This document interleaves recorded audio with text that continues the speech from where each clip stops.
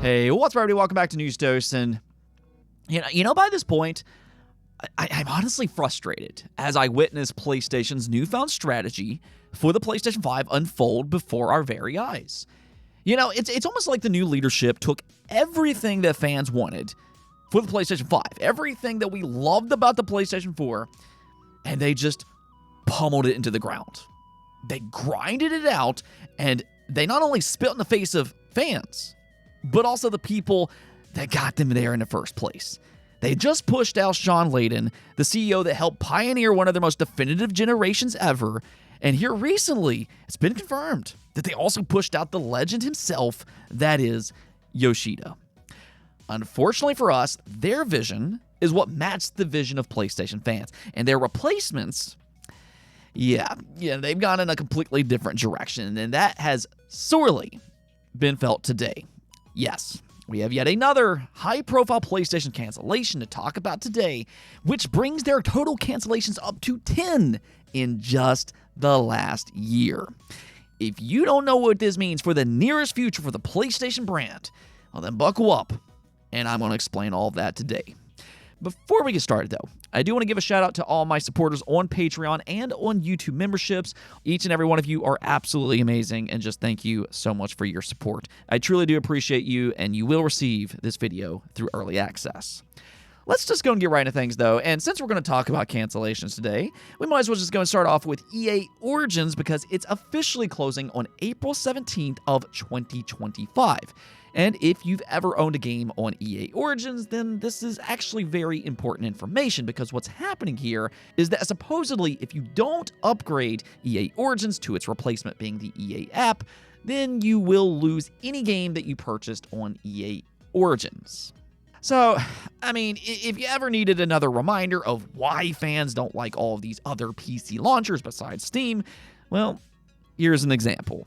EA Origins never exactly had the greatest of the reputations in the first place, but its replacement, the EA app, somehow managed to rack up an even worse reputation.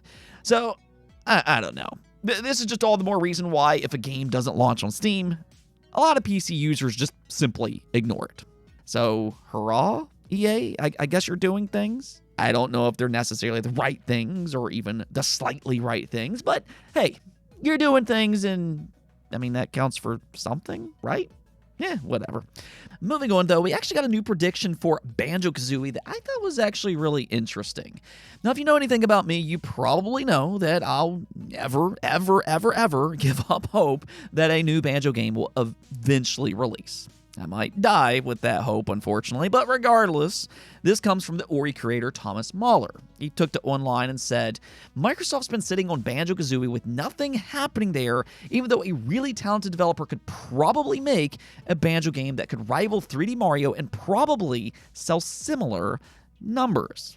Now, I don't know if I necessarily agree that it would sell similar numbers to a 3D Mario game, considering Mario Odyssey sold nearly 30 million copies. Now, Banjo-Kazooie, in comparison, back on the Nintendo 64, sold 3.5 million copies, so, that's a very large gap between the two. Maybe it could have been different if Microsoft would have fostered the franchise better than what they have, and based on some of his other responses, I think that's actually what he was trying to refer to. He believes that Banjo could have been just so much bigger today if Microsoft would have actually done a better job with, making more Banjo-Kazooie games. Because they didn't, though, I feel like it would be a lot more fair to compare it to games like Astrobot, Crash 4, Sonic Frontiers, and even Ratchet & Clank. Because I do believe a new Banjo game could sell anywhere between 3 to 6 million copies with the right strategy. And that right strategy is simply to release it on PC, Xbox, and most importantly, the Nintendo Switch 2, where it would immediately draw a lot of attention. Nintendo fans actually have more affinity with Banjo-Kazooie than Xbox. So personally, I think that's what Xbox should do. But I did notice one thing after I researched this topic. Thomas Mahler, on multiple occasions, and including recently, has thrown his hat into the ring to make a legitimately new Banjo game. I personally absolutely love this idea. I love Moon Studios. I think they're a phenomenal studio. Ori is an all-time great, easily. And honestly, I think they could actually pull it off if Microsoft were to ever give them a chance. So, Xbox? I mean, come on. Let's finally make this happen. Now, we also got an update for Palworld as it heads into year 2 of its early access. Of course, it was one of the biggest games last year when it first launched, just absolutely massive record-breaking numbers, and even though some of its hype has since died down, it actually still has a very active player base. As of this recording, it has nearly 60,000 players on Steam alone, which is pretty impressive. Well, if you're one of those players, they just announced its future roadmap, which you can see here.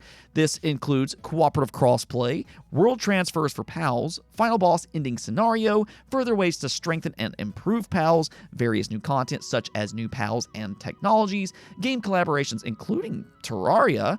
They're going to make improvements to world object placement, improvements to base PALs, improvements to optimization, and improvements to UX.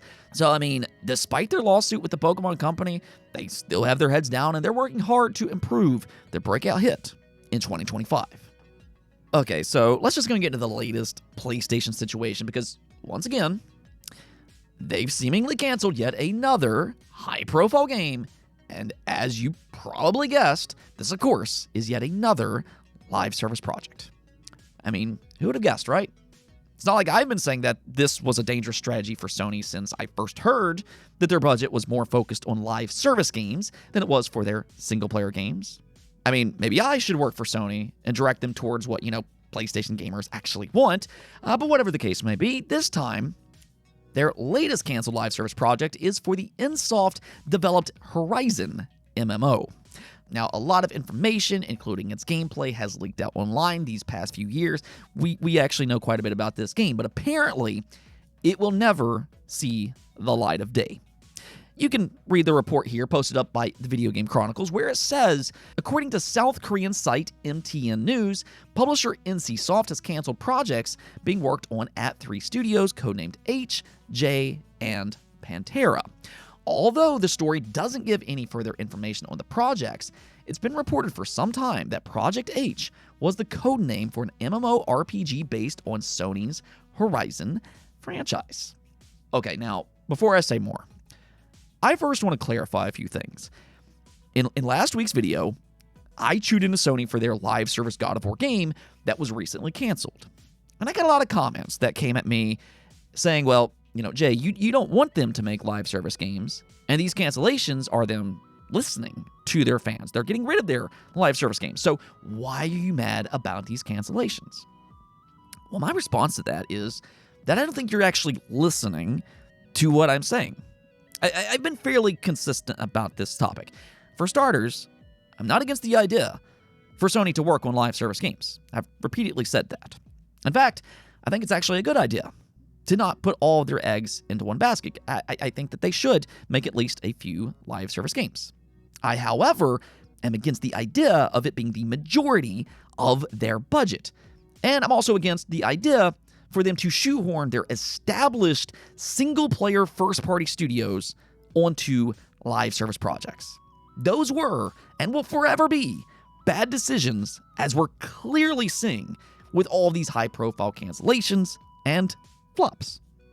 And if you don't understand why this is a colossal failure for Sony and for its fans, let me spell it out for you. Sony, over the last 12 to 16 months, however long it's been, has canceled 9 live service projects that we know of.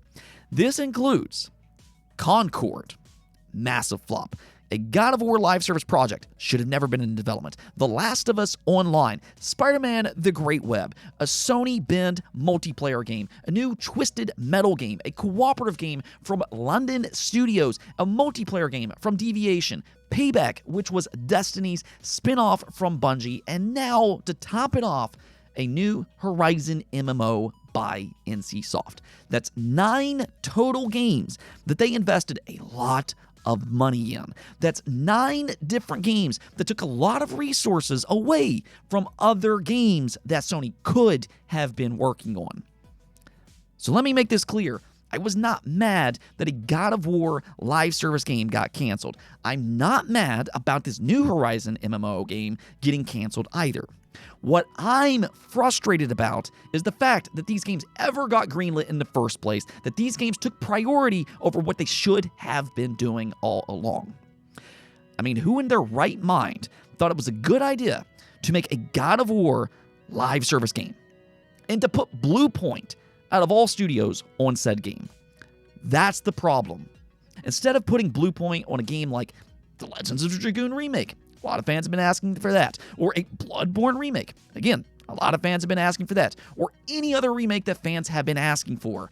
Instead, Sony decided to spend years on a failed God of War live service project that nobody, absolutely nobody, asked for.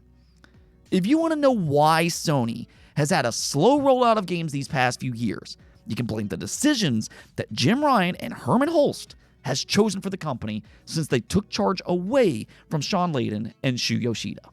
That's the core issue. Not the cancellations in themselves. It's the direction that they took the company in that led to all of these cancellations. Sony's new leadership has fundamentally changed what has always been so special about the PlayStation brand, all because they wanted to chase a trend, they wanted to chase the Fortnite money, the mythical cash cow syndrome that is live service. That, by the way, Sony has never been good at in the first place. Sony makes amazing single-player games. We all know this. They've made some of my favorite experiences in gaming, whether that be Shadow of the Colossus, the Uncharted games. I love the Sly Cooper games. I can just talk for days and days about all of the great PlayStation games that I absolutely adore, but they've never been known for their multiplayer games outside of a few select experiences here and there. So in my own humble opinion, the idea to shift their dominant single-player studios and their budgets to live service projects was always and will always be a bad decision. And we're seeing the results of that now with one cancellation after another. And you know what that means for fans? That means less games in the pipeline. All of that budget could have been poured into games that could have actually made it out to the customer. But instead, they have slowed their pipeline down drastically. Now, of course, a lot of this is only my opinion, so if you disagree with me, let me hear your thoughts in the comments below. I mean, if anything else, see if you can sway me into your direction. Enough of that, though, because let's just go take a look at the poll of the day where I asked you all, do you think it's a mistake for Xbox to support the Switch 2 with their first-party games? I mean, you know, there's a lot of rumors flying around right now that they could be bringing over games like the Halo Master Chief Collection as one such example, so thought I'd ask you all, and the vast majority of you seem to have no issue with the support at all. I mean, even I said it earlier in the video. I think it would actually be smart for Microsoft to make a new Banjo game and to put it on a Nintendo console, because I think it would sell incredibly, incredibly well, and I'm a little unsure if a new Banjo would exist without Nintendo. And I think that's kind of the benefit for Xbox gamers. Xbox might not necessarily have the right type of audience to make a new Banjo-Kazooie experience. But with Nintendo's help, well then suddenly a game like Banjo-Kazooie 3 could exist because its audience would grow exponentially. So theoretically, their partnership could actually lead to more games being greenlit. So that's one positive. Or we could look at something like Halo, and, you know, if they bring over Halo the Master Chief Collection to the Switch, well, that means millions more people might buy into it, and then when the eventual Halo 7 comes out, those gamers might be interested in Halo 7. So it could actually give that franchise a boost, and that's another benefit as well. Anyways, though, that's going to be it with this episode, but until next time, make sure to subscribe, ring that bell, and peace out.